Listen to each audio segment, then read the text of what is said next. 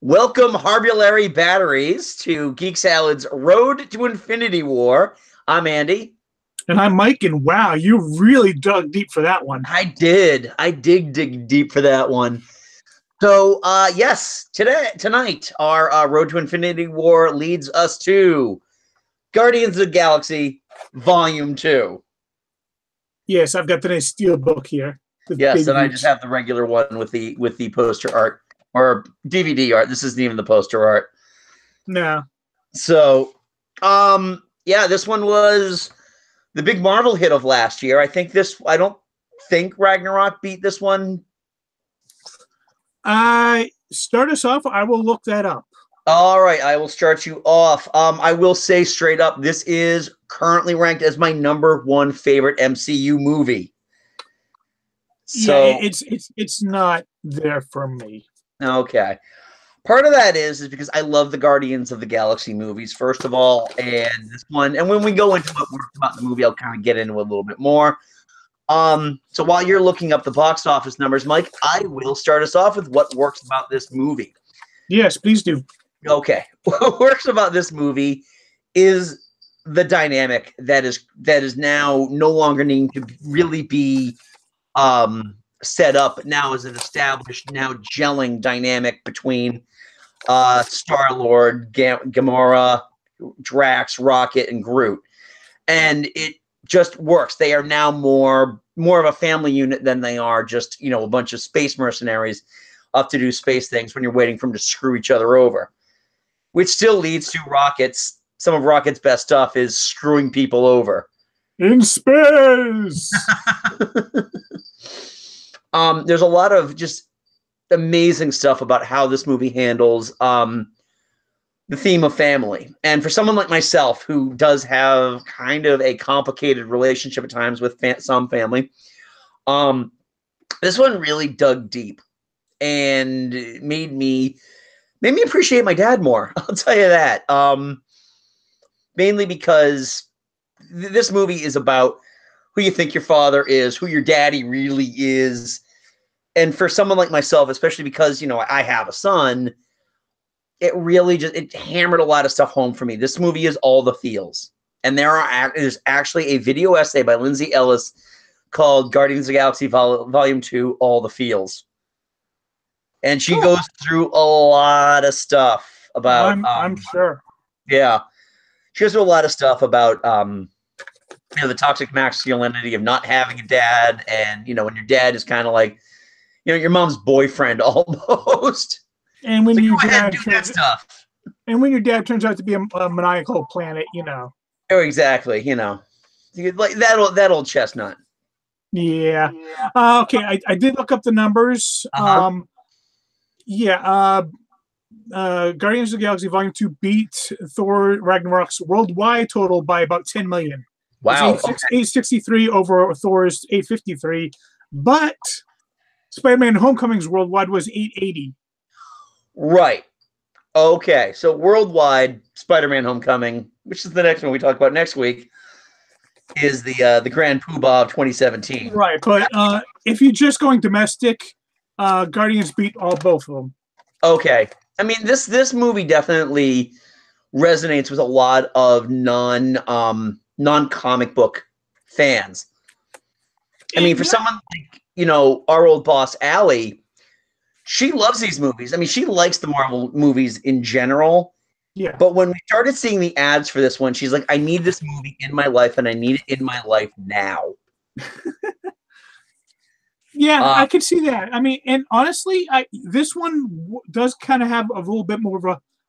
both Guardians of the Galaxy and this one both have a little bit more of a broader, wide appeal because they're not really tied in with the MCU per se. So you don't really need to know anything really about the MCU in order to enjoy these movies. Right. This isn't capes and tights. This is, space pirates. And if anybody now thinks that maybe the Starjammers wouldn't make a good movie, other than now they'll just be copying Guardians of the Galaxy. Yeah. Plus, it's Fox, so maybe yes, maybe no. They have a hit or maybe miss. they might pull it for a year and a half and make it more spooky. Yeah. Okay. Yeah. There's just for me, I like a lot of the character development. What works with this is Drax, I feel, is a more fleshed out character in this. He's more. There isn't that point where you think he's just going to snap and almost kill one of his teammates. He's more fun to watch. His interactions with Mantis are fantastic. Yeah, because he is so brutally honest. Oh yeah, and I've heard people say that because he's so brutally honest, the movie comes across as being mean spirited, but it's in the spirit of the character that he is going to be that brutally honest. Yeah, because he has no middle ground. It's either right. I'm telling you the cold hard truth, or I'm not saying anything. There are no shades of gray. Yeah, it's the best way to put it. There are no shades of gray with Drax. I think this is some of Rocket's best stuff because they really let Rocket evolve as a character and be able to grow emotionally. His relationship with Yondu, especially going towards the end of the movie, is believable. It's very, very believable. Well, I mean, you just touched on what, for me, was the absolute best part of this movie, and that was Michael Rooker as Yondu. Oh, yeah. We got a lot more of Yondu in the first movie than I thought we were going to get, but he was still a side character. In this one, he is central to the entire plot, to the main plot that runs through it, right. And he gets some deep backstory. He gets a lot of good stuff because he also gets to grow as a character and be able to realize that the people he thought were his family were not his family. Yeah, I mean, honestly, the scenes between him and Sly Stallone, yeah, those are some really good scenes. Yeah. But and you could see his heart breaking when Taserface starts the mutiny. Wait, is that really his name? Yes, it's really Taserface. No way. No way. That can't be it. No. You know what? You might as well go kill me right now. Because I can't imagine waking up every day and thinking to myself, oh, man, I am such a piece of shit named Taserface. Running gags in the entire movie. Yeah. The Ravagers. Well, I mean, there's a lot of comedy in this movie. But some of the scenes in the Ravagers, those are some of the better ones. Yeah, and all the comedy is earned in this movie. It is earned. So, I can't really completely disagree with some people that say there's too much comedy in there, because I do think sometimes they do, when it could be a nice solid scene, they do throw in a couple of jokes here and there. But you know what? I love Thor Ragnarok as well for pretty much the same reason.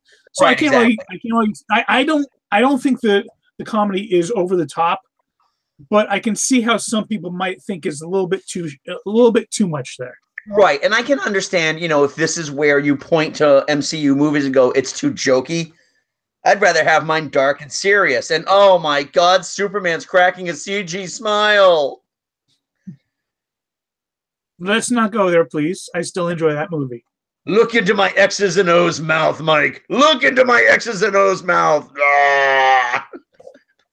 Yes, yeah. Remember, I do own it. All right. So, you're pulling it out, aren't you? Right here. No, man, they color corrected that thing, didn't they? Right behind Logan Lucky, the Jumanji, and Star Wars. Oh, there you go. So, yeah, I think the relationship. I mean, the family relationships, especially with Nebula. Oh yeah, the scenes with fleshed out character in this. She's just not a mindless killing machine. Yeah, and in the first movie, she was very much a Boba Fett type character. She was just there as a foil.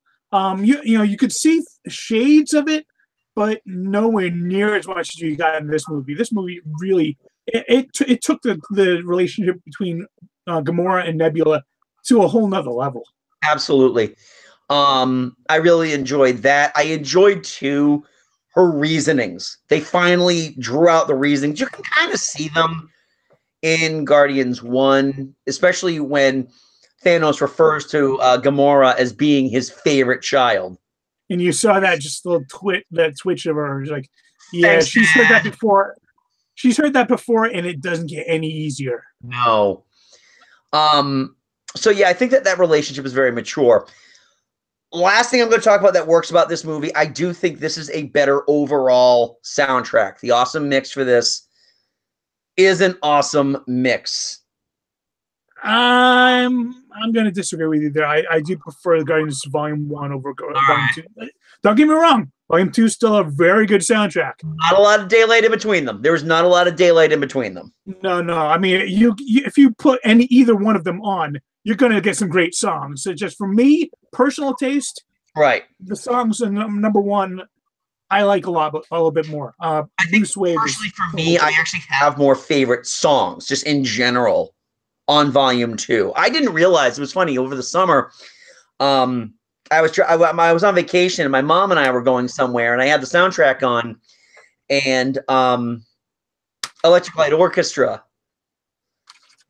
came on. And she's like, how did you know this was my favorite song? I'm like, I didn't. It's on the Guardians of the Galaxy soundtrack. Yeah, I mean, see, I still like them both. See, right here. Oh, yeah, no, we're not arguing with which one is truly the superior. You can have your favorite with this either way. Yeah, for me, this is the ranking. For you, this is the ranking. Exactly. Basically. Not a whole lot. But I love Lakeshore Drive. Father and Son by Cat Stevens gives me all the feels. Yeah, I know. That one really gets to you. It does. Even My Sweet Lord by George Harrison. I mean, I'm a George Harrison guy, so I really enjoy that. What doesn't work? No movie is perfect. So what doesn't work about this movie? Yeah. Do you want me to go? For me, for me, the real part that really kind of stuck out to me is like, not really working for me is the climax of the scene of the movie, the final big battle against Ego. I mean, up to that point, especially when Ego reveals what he did. Yeah, that's like, oh wow, wow. That part really, it hit me hard. But then for me, like such like emotional feel, and then it just turned into a big CG, like weird tentacles all over the place, and I was like, yeah. All right. Here's how I would put that. Okay, so for the moment that Ego says that he loved her so much, if he was going to stay, that's why he put the tumor in her. That's your high point right here. Okay. Yeah. Then you take a dip.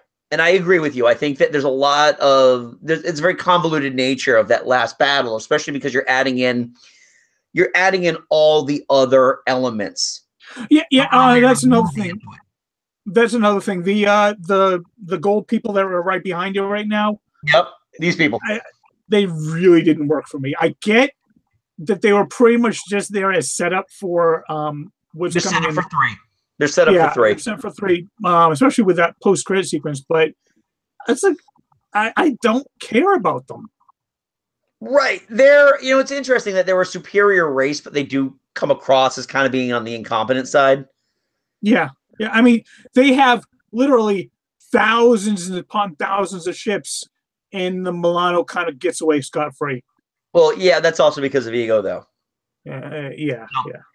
You're talking this. Then you get that downward thing, and then it starts to tip up around the time that Drax shouts, "My nipples," and then it carries on, because then you can finally have that last battle between Peter and Ego, and when Yondu pulls Peter out, then the movie's back on track, completely back on track, because that is the climax of the movie. That is the best part of the movie.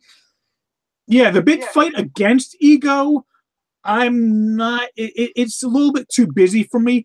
But as soon as that kind of ends, and you got that scene between Peter and Yondu, right? That's where it gets right back to the emotions. That's where I feel it's strongest. Right. Act 3 does stumble a lot in the beginning of it, but it does stick the landing at the end. Yes, I agree. The other thing I didn't quite care for, and I know this is sacrilege and nerd speak, wasn't a big fan of Kurt Russell. I liked him. I thought, you know what? I've always been a fan of Kurt Russell, especially when he can go cheesy. Times where he exuded a lot of cool, and that's what you want to see Kurt Russell do. Quoting the lyrics to Brandy was not a strong point for me. But what a fine girl she would be. What a good wife you would be. Yeah. Let's play ball now, Pete. Yeah, well, I've never been a fan of that song either. So. Okay. It's, I just remember growing up with it. Oldies radio and all. 70s. Yeah, hey, 70s AM. That's back what we used to have back in my day. I mean, overall, I love this movie. And obviously it's my number one. And again, it's my number one primarily because it checks all the boxes for me. I'm not saying maybe that it is a better movie than Civil War, which is my number 2, or Guardians Volume 1, which is my number 3. But it's up there because out of everything, what I look for in a movie, everything got checked off. Yeah. It's not my number 1. Okay. It's actually my number 12. Okay. Fair enough. I have seen people rank it lower. Yeah, I still really enjoy it. It's just it doesn't hit me emotionally the way it hits you. Right. So let me ask you now, how does this fit into the overall scheme of the MCU? I think you can't. Let me reword this. This movie sets up Infinity War quite nicely. Not so much in that it gives us an Infinity Gem, but it puts the characters of the Guardians, and Nebula, it puts them in the right place to be moved onto the board. Right. I could agree with that. This movie is definitely indispensable, but in the overall scheme of things, it is a side story. Yes. Yeah. The primary plot is absolutely, it's just serving to the Guardians where they need to be for Infinity War. They have their side adventure. They've already saved Xandar. Now they're doing their side adventure with Ego, and now, again, they're in the right place at the right time for Thor. Yeah. In Infinity War, which is in the trailer, so I'm not spoiling shit. In the trailer, yeah, I've seen the actual scene where they first encounter Thor. Yeah. They showed that at D23, and it's Rocket is especially good in that scene. Oh God, he's so good in this movie. We didn't talk about was Baby Groot. Oh well, I mean, Baby Groot goes without saying. Baby Groot is its own marketing. It is amazing.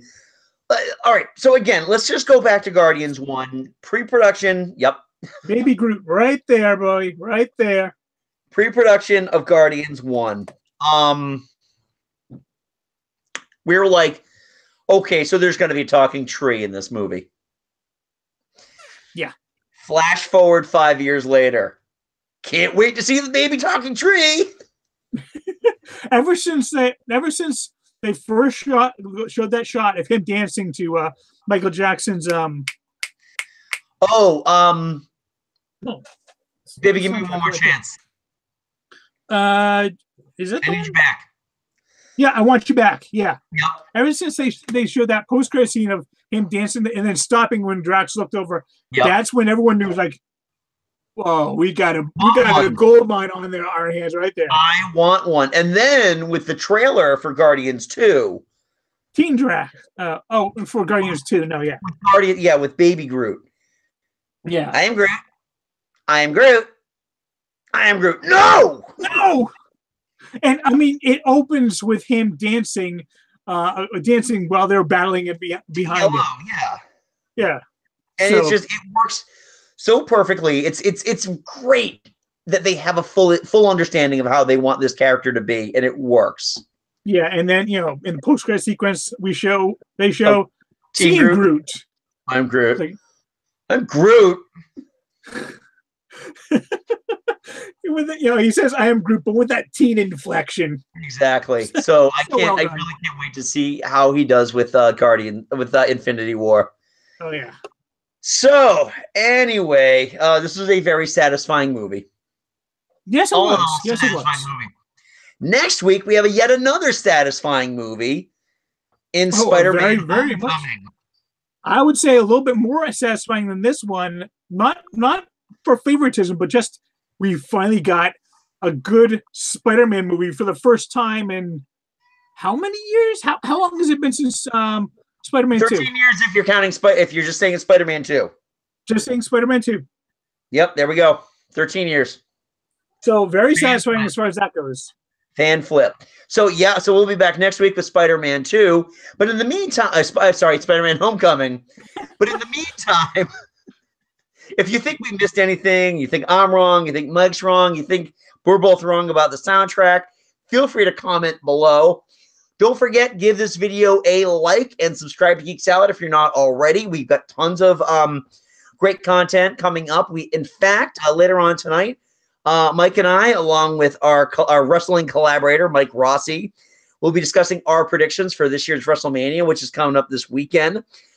You can also check out our podcast. Mike and I host a podcast, Geek Salad, which is at geeksalad.podbean.com. You can check that out on the app, or you can download the Stitcher app because we're doing really well on that, or at iTunes. Yep. You can check out all of our stuff. We just posted our 2-part Music of 1988 episode. It's a fun one. It was. Lots of good music. Yes. And then in a couple of weeks, we'll be doing our movies of Steven Spielberg episode. So don't forget to check all of those out. So in the meantime, I'm Andy. I'm Mike, and Howard the Duck is back. Oh, he is back. Oh, my God, he is. So yeah. Until next time, I'm Andy. You're Mike. Go forth, be nerdful, and Excelsior.